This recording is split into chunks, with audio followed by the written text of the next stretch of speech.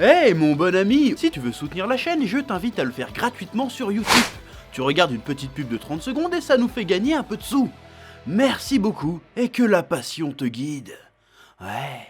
Salutations tête de nage, je suis le chef et bienvenue dans cette petite review hebdomadaire de l'attaque des titans de Shingeki no Kyojin, des géants tout nus qui mangent des gens. T'appelles ça comme tu veux, on va parler de l'épisode 21 qui est sorti hier soir. Bon, je vais pas encore te dire que t'étais pas prêt, parce que je sais que tu n'étais pas prêt. Mais voilà, un épisode riche en révélations, riche en émotions. Et à la fin de l'épisode, je sais, t'as lâché un. Eh ? Quoi ? Quel est le fuck ? Qu'est-ce qui se passe ? Bon, je vais te reparler de la fin après, mais d'abord on va parler du début. Que dès le début, ça annonce la dinguerie si tu veux. Donc t'as le petit, déjà, ouais, je m'appelle Eren Kruger, t'es là, what the fuck, bon il le dit un peu après, mais voilà. Et le gars, il est en train de raconter son truc, tranquille, et puis il fait, ah oui, en fait, je vais vous expliquer c'est quoi la mer. Voilà, alors ça paraît con, ça paraît anodin comme ça, mais imagine, dans ta vie, on t'a jamais expliqué c'est quoi la mer. Est-ce que ce serait pas une révélation de ouf ? Genre t'apprends comme ça que le monde, en fait, il est composé à 70% d'un truc que t'as jamais vu. Imagine le degré de choc que tu peux recevoir. Alors nous, ça paraît désuet, ça paraît con, ça paraît anodin. Mais en réalité, c'est une révélation de ouf malade. C'est comme si à l'époque, t'arrivais, en fait, la Terre est ronde, les gens ils devenaient fous, ils disaient « Oh putain, c'est rond ! Comment ça se fait que je tombe pas ?» Un truc comme ça, tu vois. Le concept de gravité, tu savais pas, tu vois. T'es choqué. Donc il est obligé, en préambule de sa méga révélation, il est obligé de faire un petit aparté. En fait, la mer, c'est ça. C'est pour te dire le level de révélation, le choc que c'est censé te procurer les révélations pour les personnages, en tout cas pour Eren et toute la clique, le choc du truc. À quel point ils sont ignorants du monde qui les entoure. Il est obligé d'expliquer c'est quoi la mer. Voilà, c'est posé, déjà, de base. Ouais. Et là, juste après ça, t'as le gars qui fait « Je m'appelle Eren Kruger ». Tu fais « Eren ?» Et là, boum, t'es mindfucké, tu fais « Oh putain, il a appelé son fils !» Selon le nom, en hommage au gars qui lui a sauvé la vie et qui lui a permis de refonder une famille derrière les murs, qui lui a donné l'opportunité de sauver les Eldiens. Tu te dis mindfuckage, en plus quand tu prends en compte tous les concepts qui nous sont balancés dans cet épisode, plus la fin, c'est encore plus fort. Tu te dis, putain, je suis mindfucké. Tu m'as mindfucké, Isayama. Voilà. Alors dans cet épisode, j'ai beaucoup aimé l'espèce de parallèle qu'il y a dans la narration, dans la mise en scène, tout ça. Le parallèle qu'il y a entre Eren, qui apprend la réalité sur le monde extérieur, et dans le même temps Grisha, qui apprend la réalité sur le monde à l'intérieur des murs. Au travers de l'autre Eren. Et depuis le début, tu dis, ah, en fait, j'ai les souvenirs de mon père, mais non, il a pas que les souvenirs de son père, on en reparlera, il a aussi les souvenirs de l'autre Eren. Et là, tu te rends compte qu'en fait, que ce soit d'un côté ou l'autre du mur, les gens ne connaissent pas la vérité. Ils vivent dans le mensonge permanent. Et le Eren, il le dit d'ailleurs, il le dit, de toute façon, dans ce monde, il n'y a pas de vérité. Les héros des uns sont les démons des autres, et vice-versa. C'est le sujet de l'attaque des titans, c'est ce que je disais un peu dans ma dernière vidéo sur l'attaque des titans, quand il disait que c'était facho. Or que c'était ça, le sujet de l'attaque des titans, c'est où est le bien, où est le mal finalement. Il n'y a pas forcément de bien ou de mal, il n'y a que la nécessité d'aller de l'avant quelque part, et d'avancer avec les cartes qu'on a, parce que la vie n'a pas de sens. Voilà, c'est nous qu'on donne un sens à nos actes, à nos trucs. Et j'ai bien aimé ce parallèle-là.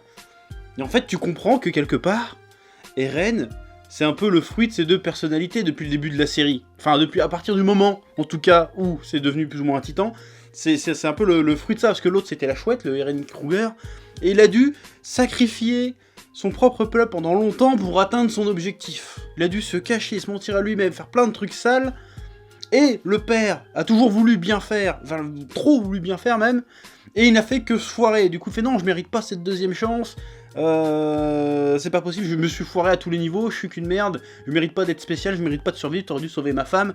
Et c'est un peu ce que ressent Eren depuis le début de la série. Il dit pourquoi moi je suis spécial, alors que en fait j'ai rien de spécial, je mérite pas que tous ces gens meurent pour moi, juste pour que je puisse atteindre mon but de voir la mer de l'autre côté, tu vois. Je trouve ça bien écrit, putain, c'est vachement bien foutu, c'est subtil. mais en même temps, c'est évident. Je sais pas comment te décrire ça, je trouve que c'est vraiment très très bien écrit. Voilà, ça a du sens, qu'en plus, Eren, il a bouffé son père, il a bouffé le Eren, bah du coup, c'est un peu le fruit des deux. Et je pense même que c'est encore plus balèze que ça, mais ça, je t'en reparlerai à la fin de cette review, parce que je vais développer une théorie. Là, je vais balancer des théories SNK, là. Là, y a moyen que je devienne l'oracle SNK. Bon, alors, tu vas me dire, oui, c'est de la triche, t'as déjà lu le manga, mais même, là, je te fais une théorie sur peut-être la fin. Que même si t'as pas lu le manga, tu peux te dire, ah, même ceux qui ont lu le manga, ils vont faire, ah, peut-être, c'est pas con. Ouais, à ce point-là, donc c'est très très bien écrit. Ça, c'est du storytelling. C'est pas juste compliqué pour être compliqué. C'est une histoire un peu à tiroir que tu dois prendre dans plusieurs sens, si tu veux. Mais ça sert à construire quelque chose. Voilà, c'est rétroactif, ça t'explique tout un tas de trucs sur le personnage. Et ça fait sens, en fait.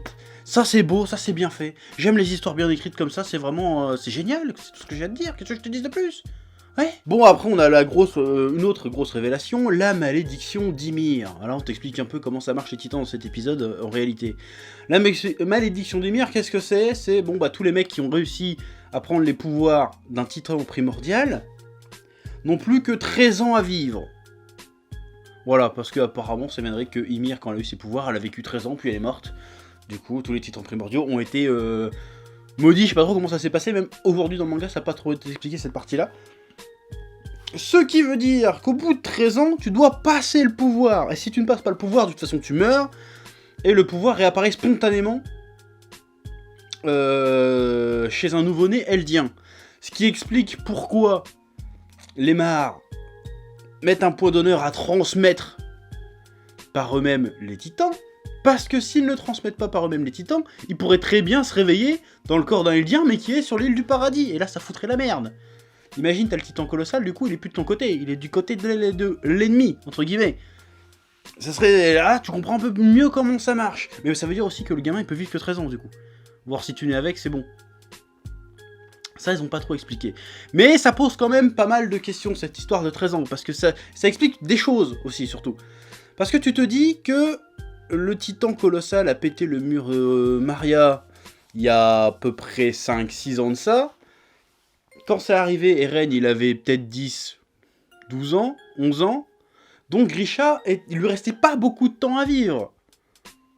Et quand il a vu, dans les débuts d'épisodes, le début de la série, que Eren était intrigué par l'extérieur, qu'il voulait en apprendre plus sur l'extérieur, et qu'il était déterminé à un jour explorer l'extérieur, il a dit à son fils, « Bon, si c'est vraiment ce que tu veux, je vais te montrer ce qu'il y a dans la cave. » Bon là ça fait un peu pédophile dit comme ça, mais c'est pas ça que je voulais dire. Parce que Grisha il a dit j'ai tout foiré en tant que père, parce qu'en fait au début, son premier fils, Sig, je sais pas comment on prononce, en fait il a essayé de le formater pour en faire une arme contre les Mahar.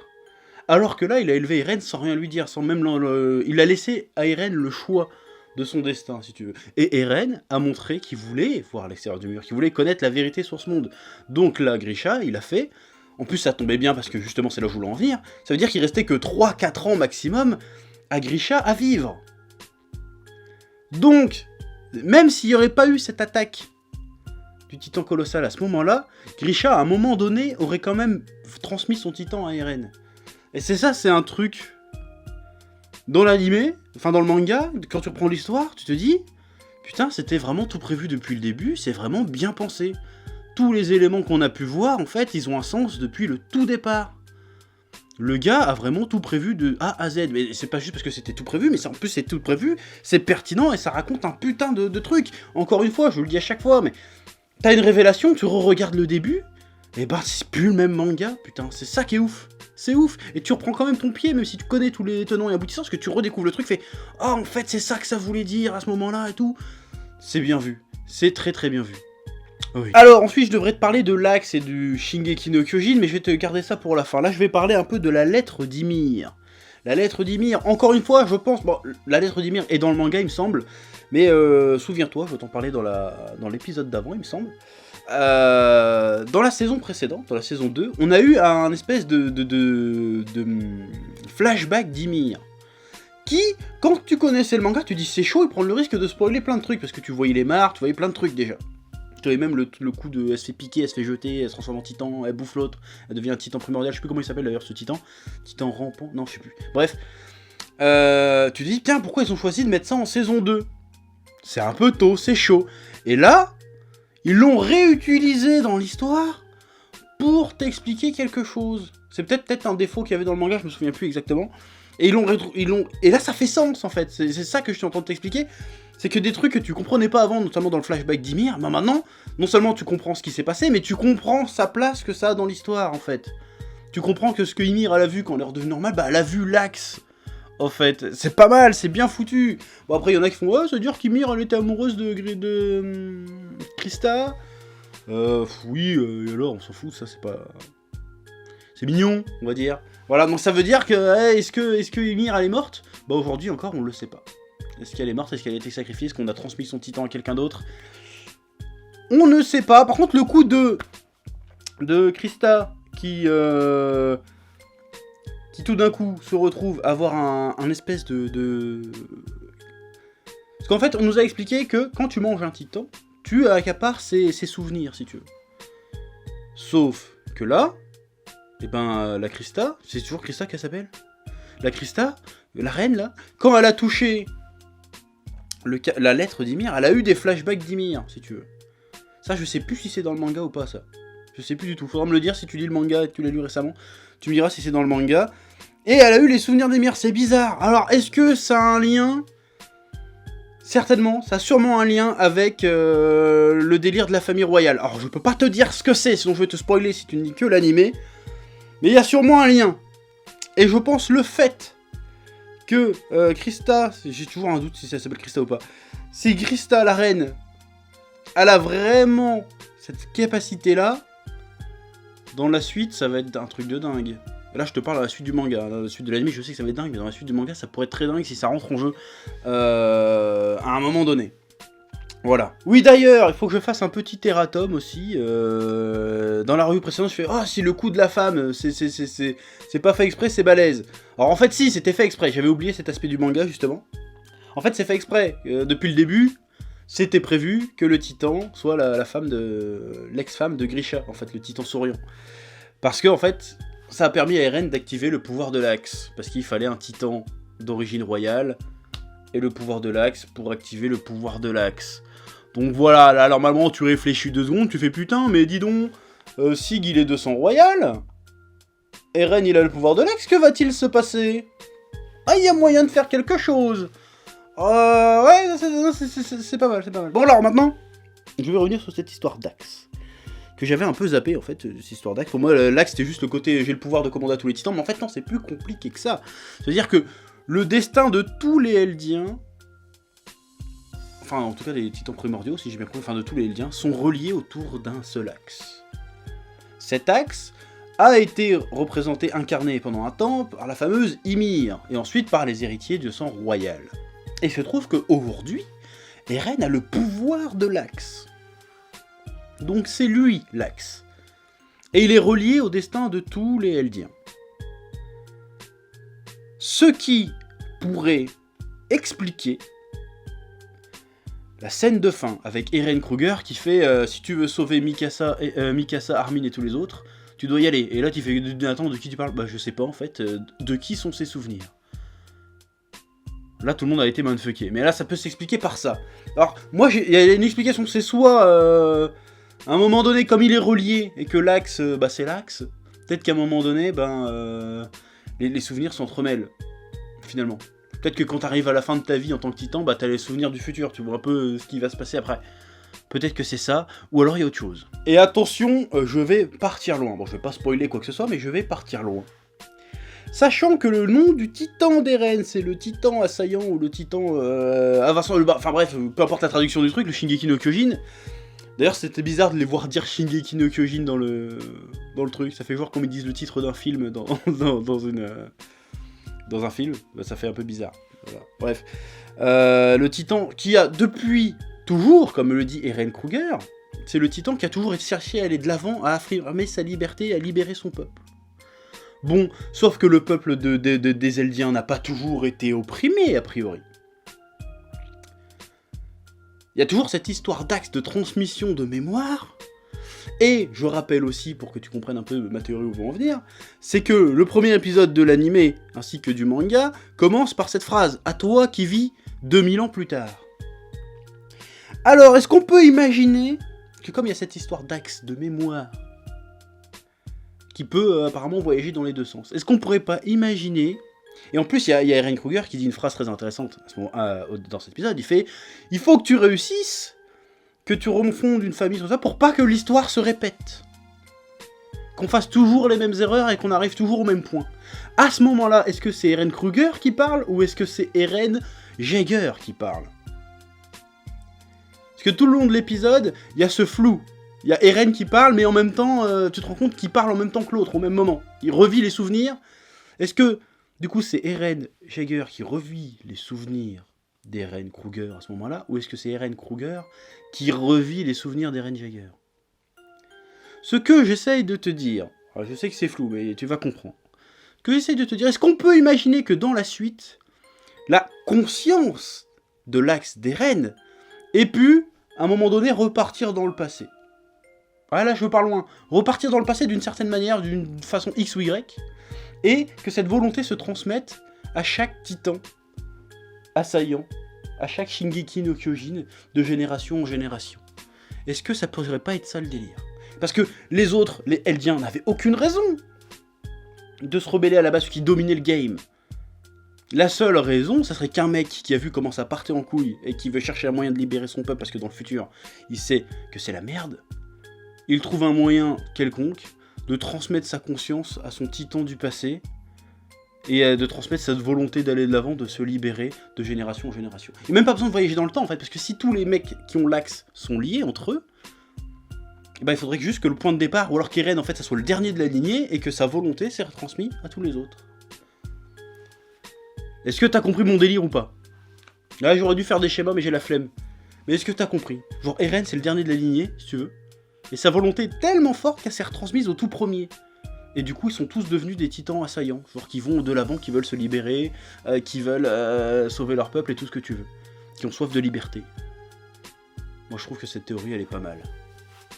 Et ça expliquerait le « à toi qui vit 2000 ans plus tard ». Quelque part. Qui s'adresse à qui, le « à toi qui veut 2000 ans plus tard ». Est-ce qu'il s'adresse à nous, ou est-ce qu'il s'adresse à ceux qui prendront la suite d'Eren, ou est-ce qu'il s'apprête à ses prédécesseurs? Genre boum, il y a les titans qui arrivent, et il y a la conscience d'Eren qui dit « à toi qui vis 2000 ans plus tard ». Ou un truc comme ça. Non, c'est débile parce que c'est 2000 ans plus tard. Oh. Ouais, non, je dis de la merde. Mais ma théorie, je trouve qu'elle est pas mal. Et quand tu vois certains éléments de la suite du manga, tu te dis « c'est pas forcément tout à fait con ce que je dis ». Bon, il y a peu de chances que ça soit ça. Mais si c'est un truc comme ça serait plutôt balèze, je trouve. Voilà, est-ce que j'ai été clair dans ce que j'ai raconté ou t'as rien compris? Me mens pas! T'as compris ce que je voulais dire ou pas? Mindfuck temporel, mon gars. Ouais, je dis pas qu'il y a du voyage dans le temps, stricto sensu, mais sinon on serait dans de la SF, on serait même plus dans du...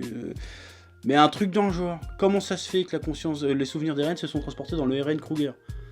Peut-être qu'il y a moyen de voyager à un moment donné. Peut-être que ça peut peut-être servir à quelque chose. Il ne balance pas juste l'idée que tous les destins sont liés pour rien faire avec. Il y a peut-être un truc à jouer. En plus, il dit juste avant, faut pas refaire les mêmes erreurs. De quelle erreur il parle? On sait pas, finalement, de quelle erreur il parle. On sait pas. Donc voilà. Bref, encore une fois, on a un épisode qui chamboule encore tout ce qu'on connaissait de l'attaque des Titans. Et voilà, justement, au-delà du jeu de mots avec le titre, voilà, je suis pas compétent là-dessus, il y a des gens qui ont fait des vidéos là-dessus, allez les voir. C'est le côté, les Titans jusqu'à présent représentaient la menace ultime, l'ultime menace. Le monstre effrayant, l'ennemi absolu. Et aujourd'hui, ce ne sont plus la menace, ce sont même les alliés, les Titans. Les Titans deviennent les gentils. Donc ce que tu pensais depuis le début, à ce que tu pensais que les humains étaient les gentils et que les Titans étaient les méchants, tu te rends compte que finalement, les humains, c'est peut-être les méchants, les autres humains, c'est certainement les méchants, mais les Titans dans l'histoire ne sont que des victimes, finalement. Et vont devenir les alliés pour la suite de l'histoire. Ça aussi, encore une fois, c'est brillant. Et comme je te le dis, l'attaque des Titans, Shingeki no Kyojin, ce n'est pas manichéen. Tout est très gris. Tu ne sais jamais qui soutenir. Et ça va devenir encore plus vrai dans la suite. Tu ne sais pas qui a raison, qui a tort. Et comme disait Eren Kruger, il n'y a pas de vérité. Hein. Ça dépend de... C'est les gens qui décideront. C'est qui les gentils, c'est qui les méchants, mais c'est pas toi qui décides. Voilà. C'est brillant. C'est très très fort. Franchement, c'est génial. C'est génial. Apparemment, il ne reste plus qu'un épisode. Je suis dégoûté. Mais c'était une putain de saison. C'était une putain de saison. Voilà, je l'avais dit hein, déjà de base, ceux qui se plaignaient de la première partie de la saison, genre ouais, c'est un peu mou, c'est trop politique, là c'est chiant, on voit plus de titans. Bon bah ta gueule, voilà, hein. Je t'avais dit que je te fermerais ta gueule avec les épisodes, que la série te fermerait ta gueule. Bah voilà, t'as vu, voilà. Maintenant même la première partie de la saison 3, maintenant tu la re-regardes, tu fais oh putain mais oui, t'étais obligé d'en passer par là, pour que ça marche. Donc voilà, comme d'habitude, je te laisse le soin de me dire ce que t'as pensé de cet épisode dans les commentaires, ce que t'as pensé de cette review dans les commentaires. Alors j'ai été assez thématique, tout ça, j'ai été un peu au fond des trucs, hein. J'ai pas été à analyser plan par plan, ça sert pas à grand chose, mais voilà. J'ai pas tourné autour du pot, j'ai pris des notes dans mon petit carnet Sunken Rock, pour faire ma review correctement et tout, stylé. Petit éclairage stylé aussi, je sais pas si t'as vu. Voilà. Sur ce, je te dis abonne-toi, mets la cloche, mets un pouce bleu. Et à la semaine prochaine pour le dernier épisode avec un petit bilan de cette saison, parce que c'était ouf. Voilà, la semaine prochaine je vais pas arrêter de dire « Ouais, c'était ouf !» Voilà, mais bah, je veux pas te spoiler, mais la semaine prochaine tu vas découvrir comment vivent les mares. Et là tu vas faire « Oh !» En fait, tu crois que t'es prêt, mais t'es toujours pas prêt en fait. Voilà, ouais, je te rajoute une couche. Allez, bisous. Eh oh, tu vas pas te barrer comme ça, hein? Tu vas laisser un pouce bleu? Un petit pouce bleu, hein? Puis tu regardes aussi les autres vidéos. Parce que voilà, tu t'abonnes. Ouais? Ouais.